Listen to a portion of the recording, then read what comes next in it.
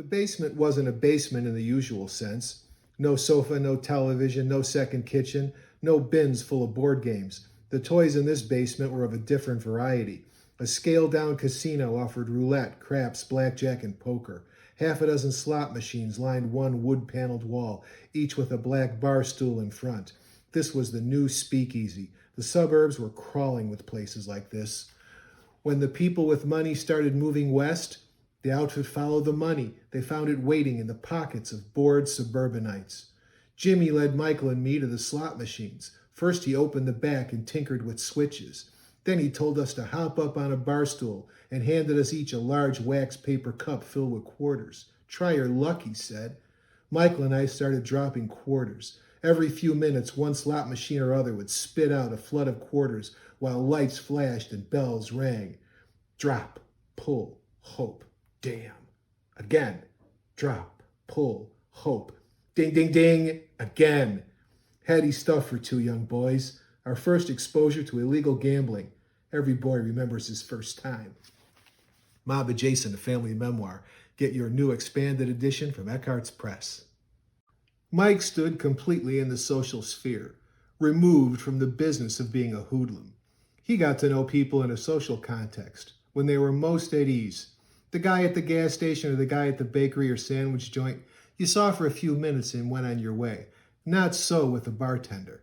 A guy could spend hours with his barkeep, sometimes more hours than he spent at home or work. Women had their hairdressers, men had their bartenders. Mike knew those guys at their deepest level. He knew who was cheap, who was a loudmouth, who couldn't hold his liquor, who chased skirts, who chased cock. And who ate like a pig. The barkeep knows, and like priest and lawyer, Mike kept it to himself.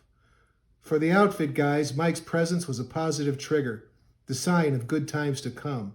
Decades later, when the outfit guys saw Mike, they remembered the good times, the strong drinks, and a cloud of goodwill swirled around the mob's favorite bartender long after he turned in his bar towel.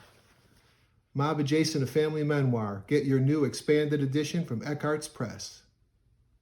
After the 1961 murder of William Action Jackson, the feds managed to place a bug in Jackie Cerrone's rented Miami villa and recorded him taking credit for using the cattle prod on Jackson's genitals.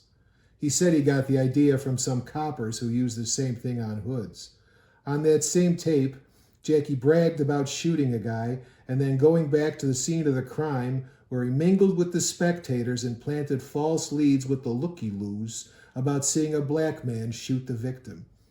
But sitting there at Tom's restaurant, Jackie looked as classy as Cary Grant, if Cary Grant used a cattle prod on the genitals of people he didn't like.